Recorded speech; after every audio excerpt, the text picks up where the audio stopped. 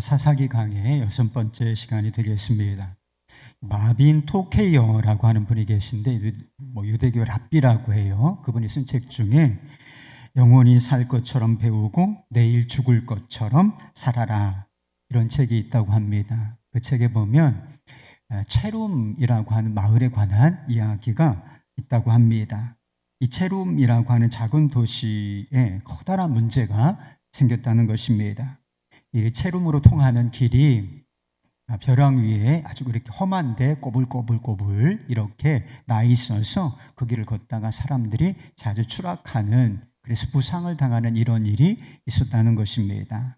그래서 마을의 장로들이 머리를 맞대고 대책을 세우기로 했습니다. 이 장로들이 엿새 동안 밤낮 없이 토론한 끝에 결론을 내렸어요. 그 결론이 무엇인가? 벼랑 아래 병원을 짓기로 한 것이었습니다. 이 무슨 뜻인가? 사람들이 문제를 아주 근시안적으로 해결하려고 한다. 근본적인 대책을 세우기보다는 미봉책으로 근시안적으로 해결하라고 한다라고 하는 것을 보여주는 이야기입니다. 여러분, 우리의 삶에도 수없이 많은 문제들이 있지 않습니까? 이루 말할 수 없는 문제들이 있죠. 여러분, 이 문제 앞에서 어떤 대책을 세우고 계십니까? 문제라는 벼랑 안에 수많은 병원을 세우고 계신 것은 아닙니까? 드보라가 죽고 이스라엘 자손들이 다시 타락하여 벼랑 위를 걷습니다. 그러다가 고통의 나락으로 떨어져서 아주 어려운 시간들을 보냈지요. 하나님께서 그들을 미디안의 손에 넘겨주셨기 때문인 것입니다.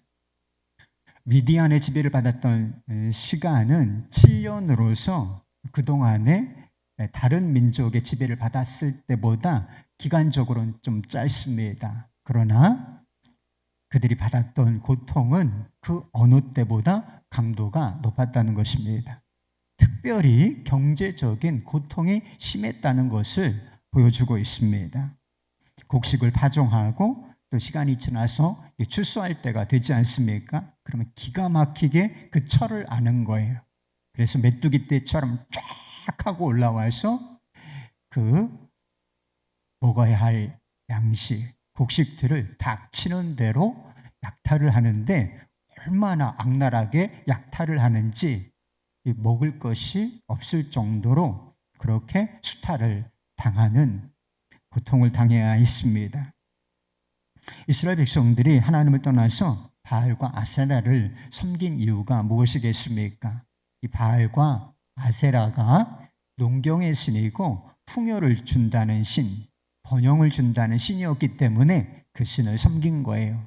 그런데 아이러니하지만 그들에게 돌아온 것은 풍요와 번영이 아니라 생계조차 걱정해야 하는 고통을 겪게 된 것입니다. 이스라엘 백성들이 고통 가운데 하나님께 부르짖어요. 하나님께서 사사를 세우지 않으십니까? 그런데 이번에는 좀 특징이 있어요. 무엇이냐면 하나님께서 사사를 세우시기 전에 선지자를 세우시고 선지자를 이스라엘 백성들에게 보내신다라고 하는 것입니다. 왜 하나님께서 사사에 앞서서 선지자, 곧 말씀을 먼저 보내셨을까? 이스라엘 백성들이 지금 겪고 있는 그 문제, 그 고통의 원인이 어디 있는지를 보여주시기 위함이라고 생각이 됩니다. 여러분, 우리에게 말씀이 필요한 이유가 그거예요. 말씀을 떠나서 상황을 제대로 판단할 수가 없습니다, 여러분. 말씀 속에서 하나님이 어떤 분이시고 그분의 뜻이 무엇인지를 발견하며 그 말씀이라는 거울 앞에서 나를 비추고 내 삶을 비추어 보아야 내 문제가 어디 있는지를 정확히 분별할 수 있고 해결해 나갈 수 있기 때문에 우리가 말씀 없이는 결코 살 수가 없는 것입니다. 8절부터 10절까지 선지자가 전한 하나님의 말씀은 아주 간결해요. 이건 전했겠습니까? 분량이 많았겠지만 요약이 되어 있어요. 간결하게 하나님께서 너희를 구원하시고 지금까지 많은 은혜를 주셨다는 거예요. 그런데 너희들은 하나님의 말씀에 하나님께 순종하지 않았다. 이렇게 요약이 되어 있습니다. 이스라엘 백성들의 죄를 구체적으로 지적해주고 있는 말씀인 것이지요. 그럼 지금 이스라엘 백성들에게 필요한 것은 뭐예요? 미디안의 압제, 그리고 그 고통 속에서 자유와 해방을 얻는 것이 아니겠습니까? 그런데 하나님께서는 그들에게 정작 필요한 것이 그것보다 앞서 회개라고 하는 사실을 보여주시고 계신 것입니다. 이스라엘 백성들은 고통 속에서 하나님께 부르짖었습니다. 하나님을 생각하게 한다, 뭔가 삶에 대해서 고민하게 만든다라고 하는 측면에서 고통은 긍정적인 것입니다. 그러나 이들의 부르짖음이 진정한 회개였느냐? 그렇지는 못했다라고 하는 것입니다. 여러분은 후회와 회개의 차이를 아십니까? 후회와 회개라고 하는 것은 슬픔이라는 감정을 동반한다는 점에 비추어 보면 비슷하게 보일 수가 있어요. 구별하기가 좀 쉽지 않을 수가 있습니다. 그러나 초점이 다른 것입니다. 후회는 우리 자신에게 그리고 죄가 가져오는 결과에 초점이 있는 것입니다. 내 삶이 어떻게 하다가 망했는가? 내가 얼마나 고통스러운가? 그래서 그런 생각을 하게 되는 거예요. 내가 그때 그 일을 하지 않았더라면 좋았을 것을. 이런 생각을 하게 되는 것입니다. 이걸 바로 후회라고 하는 것입니다. 그러나 회개는 초점이 하나님께 있는 것입니다. 내가 어떻게 하나님의 뜻을 어겼는가? 내가 어떻게 하나님을 무시했는가? 그리고 이 문제에 대해서 하나님께서 얼마나 슬퍼하고 계신가? 이렇게 말입니다.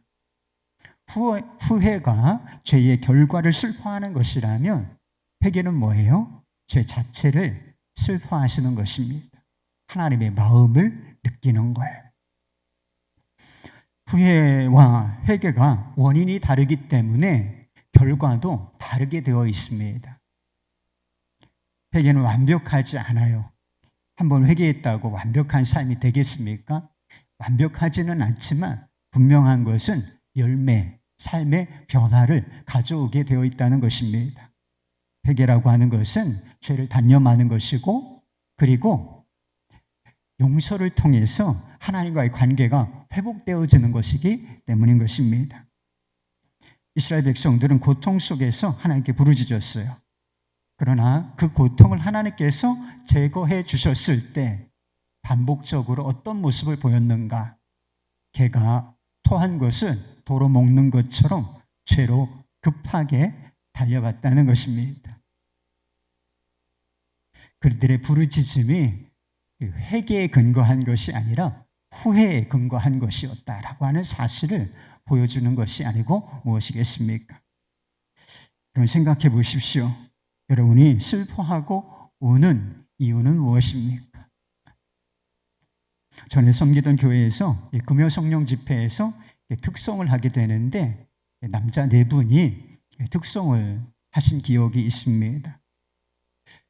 투박한 찬양이었지만 아주 오늘 두 분은 아주 세련되게 감동적인 찬양을 해주셨는데 그분들은 다른 방향으로 아주 감동적인 찬양을 해주셨습니다. 그들의 삶으로 드린 찬양이었기 때문인 것입니다. 사연이 많은 분들이었어요. 4분 중에 한 분은 알코올 중독으로 삶이 망가진 분이셨습니다. 삶을 비관하고 살았어요. 또 다른 한 분은 해외 유학까지 갔어요. 그래서 밝은 미래를 꿈꾸고 있었지만 알코올 중독은 아니었지만 약물 중독에 빠져서 일상생활이 어려운 지경에 빠지고 말았습니다.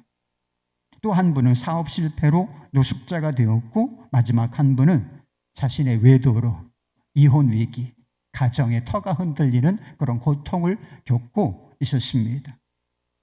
모두 하나같이 인생의 벼랑을 걷다가 뚝 하고 바닥으로 추락하여 고통을 겪는 그런 상황 가운데 놓여 있었던 것이죠. 그런데 이분들이 주님을 만난 거죠. 이분들이 그 득송 때 부른 찬양이 뭔지 아십니까? 죄송해요. 제가 한번 감이 살아야 되니까. 주님 뜻대로 살기로 했네. 주님 뜻대로 살기로 했네. 주님 뜻대로 살기로 했네. 뒤돌아서지 않겠네. 세상 등지고 십자가 보내. 세상 등지고 십자가 보내. 세상 등지고 십자가 보내. 뒤돌아서지 않겠네. 제가 2절은 뺐습니다. 여러분은 주님께로 돌아서셨습니까? 다시는 뒤돌아서지 않겠나요? 이게 회개예요. 이스라엘 백성들은 분명한 회개의 증거를 내놓지는 못했어요. 근데 하나님의 은혜가 정말 놀랍죠. 그래서 은혜 없이는 우리가 살지 못하는 것입니다. 회개의 증거가 분명치 않은 이 사람들. 그렇지만 하나님께서는 그들을 위하여 구원 행동을 시작하신다는 거예요. 이번에 하나님께서 구원자 사사로 세우신 사람은 누군가? 그 유명한 기드온이었습니다. 기드온이 포도주를 짜는 틀에서 밀을 타작하고 있었습니다. 이렇게 웅덩이 같은 그런 포도주 짜는 틀이 그렇게 생겼대요. 조금 팡하게 이렇게 들어가 있는, 숨어서 짠 거예요. 그 불편하게. 미디안 사람들이 두려워서 그렇게 숨어서 밀을 타작을 해야 했던 것입니다. 그때 여호와의 사자가 나타나서 이렇게 말합니다. 12절 말씀, 여호와의 사자가 기드온에게 나타나 이르되 큰 용사여, 여호와께서 너와 함께 계시도다. 할렐루야. 기드온이 원래 아주 작고 연약하고 소심한 사람이었어요. 얼마나 소심한지 이 말씀을 보면 다 나와요. 그리고 기드온 자신도 자신이 연약하고 소심한 사람이라고 하는 것을 너무나 잘 알고 있었습니다. 그런데 그런 그를 하나님의 사자, 큰 용사여, 주를 위하여 일어나라! 라고 불렀던 것입니다. 그가 실제로 큰 용사였기 때문이 아니라 예수님께서 시몬을 만나셨을 때 베드로라, 반석이라 불러주셨던 것처럼 은혜로 불러주셨던 것입니다. 작고 소심한, 지금은 작고 소심한 사람이지만 하나님께서 결국은 이 사람을 큰 용사로 세우실 것이기 때문에 미리 이를 부르실 때 큰 용사여 라고 부르신 것이었습니다. 하나님께서 기드온에게 첫 번째 사명을 주시는데 그것은 밖에 있는 적을 향한 것이 아니라 안에 있는 적을 향한 명령이었습니다. 당시 이스라엘 백성들이 하나님을 전혀 모르는 상황이었느냐? 그렇지는 않았습니다. 하나님을 다 알았고 그리고 하나님을 섬기기도 했습니다. 그러니까 고통 속에서 여호와여 라고 하면서 하나님의 이름을 불렀던 것이죠. 문제는 그들이 하나님만, 10계명은 하나님만, 1계명 하나님만 섬기라는 명령 아니겠습니까? 근데 이 사람들이 하나님도 섬기고 바알과 아세라도 섬기는 그런 상황이 되었던 것입니다. 이걸 전문 용어로 혼합주의라고 불러요. 기드온의 집도 예외가 아니었습니다. 이런 상황 속에서 내 아버지에게 있는 바알의 제단을 헐고 그리고 그 옆에 있는 아세라 상을 찍어버리라. 대신 하나님을 위한 제단을 쌓고 거기서 그 찍은 나무로 하나님을 향한 예배, 번제를 드리라.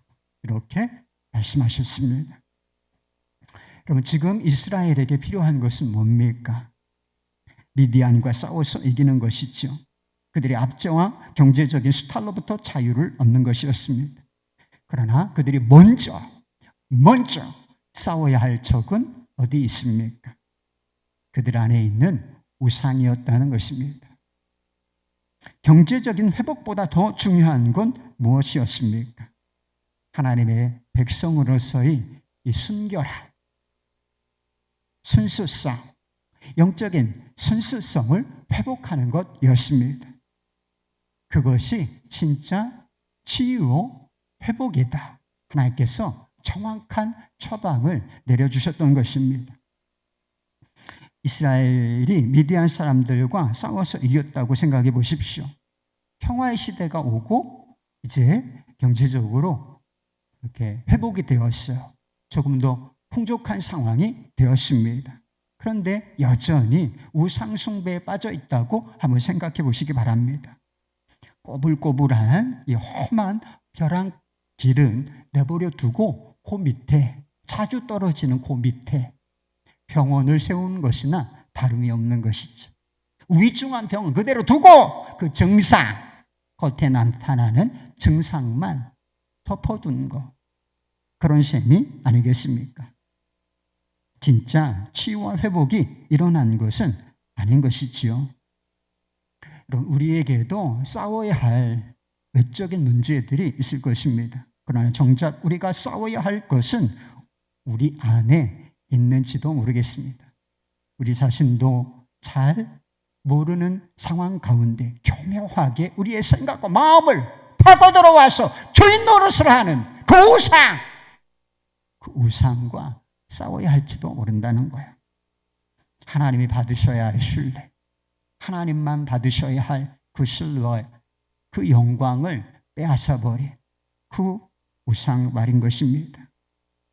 많은 사람들이 하나님과 함께 섬기려고 하는 것이 무엇인지 아십니까?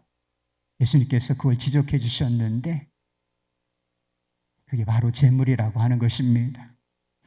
이스라엘 백성들이 하나님과 함께 바알과 아세라를 섬긴 이유가 무엇인가? 이 바알과 아세라가 농경의 신이었고 풍요를 가져다 주는 신이었기 때문이라고 말씀을 드렸지요.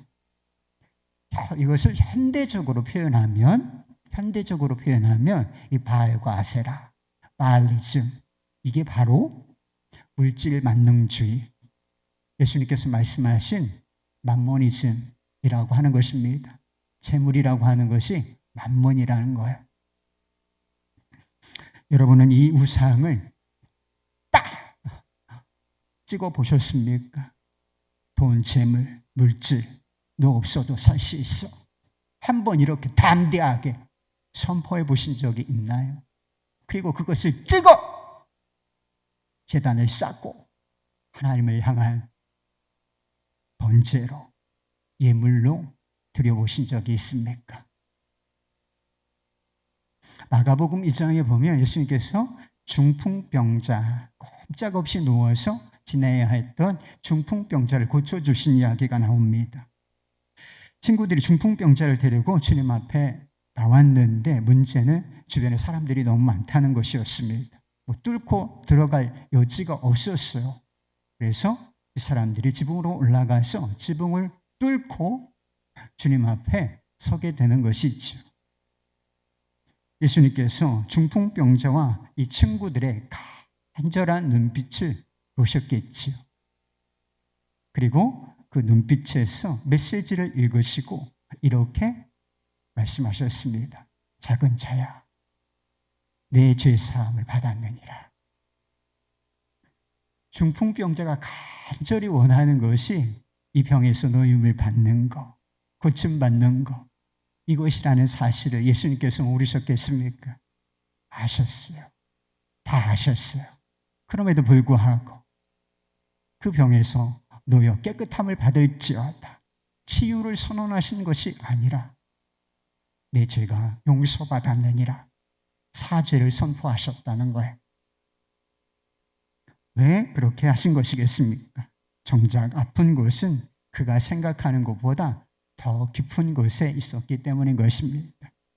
하나님과 관계예요. 예수님께서는 벼랑 안에 병원을 세우신 것이 아니라 꼬불거리는 그 길을 근본적으로 고쳐주셨고 나중에 병도 고쳐주셨죠. 근본적인 문제를 해결해 주신 것입니다. 이스라엘 자손이나 중풍병자가 그랬던 것처럼 우리에게도 당장이라도 벗어나고 싶은 고통이 있을 것입니다. 몸이 아픈 분들 계시지요? 육체적인 고통 쉬운 거 아닙니다. 경제적인 고통, 가난. 여기서 노임을 받을 수만 있다면 얼마나 좋겠는가. 그러나 정말 아파서 치유가 필요한 곳은 다른 곳에, 더 깊은 곳에 있을지도 모를 일인 것입니다. 정작 아픈 것은 하나님과의 관계, 믿음인지도 모릅니다. 여러분, 믿음이 아프다라고 하는 생각을 해보신 적이 있어요? 기드온이 바알의 단을 헐고 쌍을 찍으라는 말씀에 순종해요. 이 사람이 소심해. 그래서 성읍 사람들이 두려워서 이 일을 낮에 행하지 못하고 밤에 몰래 했다는 것입니다. 그 사실을 알아차린 성읍 사람들이 기드온을 죽이려고 찾아왔어요. 그때 기드온의 아버지가 나섭니다. 바알이 정말 살아있는 신이라면 너희가 손댈 필요 없을 거야. 그가 모독을 받았으니 그가 그를 죽일 것이다. 바알로 하여금 그로 다투게 하라. 이렇게 제안해요. 그래서 그 이후로 기드온의 별명이 하나 생기는데 여룻바알. 바알이 그로 하여금 다투다. 이런 뜻입니다. 33절 말씀에 보면 곧 이후에 미디안 연합군이 요단강을 건너서 이스라엘이라고 하는 곳에 진을 쳐요. 하나님의 영이 기드온에게 임하고 기드온이 이제 나팔을 불면서 각 지파에서 군사들을 모집하는데 몇 명이 모였는가? 32,000명이 꽤 많은 인원수가 모였어요. 이제 대적과 싸워야 하는 순간이 온 것입니다. 결전의 날이 온 것이지. 그러나 정작 싸움은 기드온의 마음 안에서 먼저 벌어진다는 것입니다. 이미 여호와의 사자가 나타나서 큰 용사야, 여호와께서 너와 함께 계시도다 라고 하는 선포를 주시지 않았습니까? 그리고 나가서 싸우기만 해라. 하나님의 말씀에 순종하기만 해. 그러면 승리가 너에게 주어질 것이다. 승리에 대한 약속도 주어졌습니다. 16절 말씀. 여호와께서 그에게 이르시되 내가 반드시 너와 함께 하리니 내가 미디안 사람 치기를 한 사람 치듯 하리라 하시니라. 하나님께서 나를 부르셨다. 그리고 하나님께서 나와 반드시 함께 하실 것이고 내게 승리를 주실 것이다. 여호와의 사자를 통해서 하나님의 말씀을 들었어요.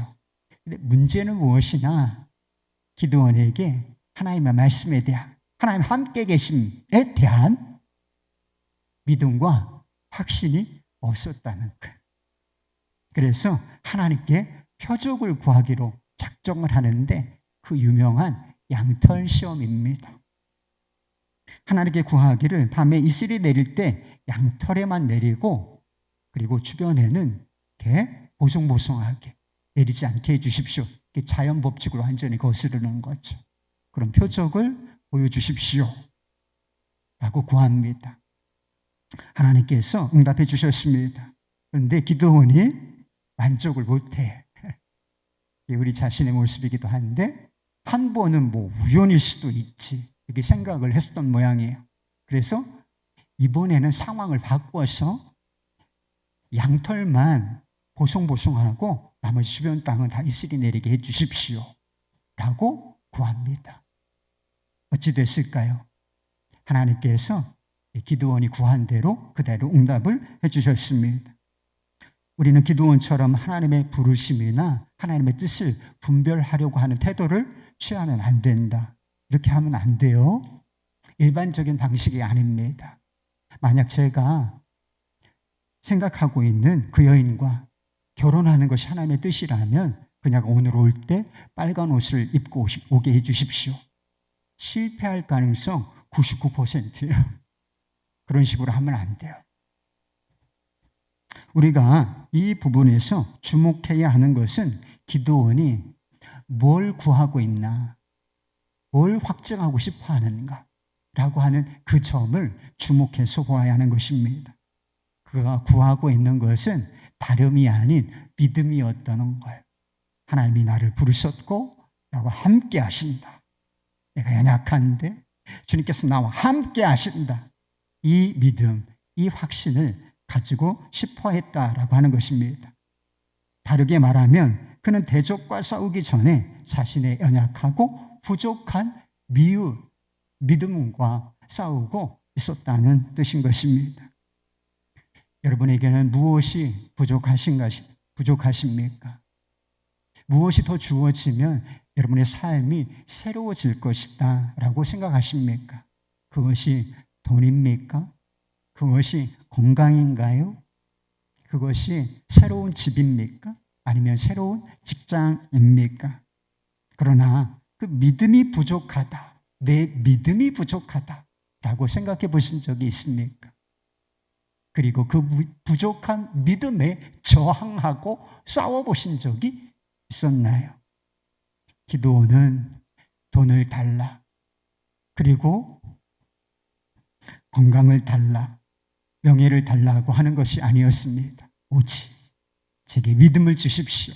이렇게 구하는 것이었기 때문에 하나님께서 좀 무리해 보여요. 무리해 보이는 이 기드온의 요구에 응답을 해주셨던 것입니다. 이 일이 있은 이후에 기드온이 정말 큰 용사가 돼요. 용사로 나섭니다. 외적으로 달라진 것은 아무것도 없어요. 상황이 달라진 것 아무것도 없어요. 기드온은 기드온이요. 그 집안, 배경 달라진 것 하나도 없어요.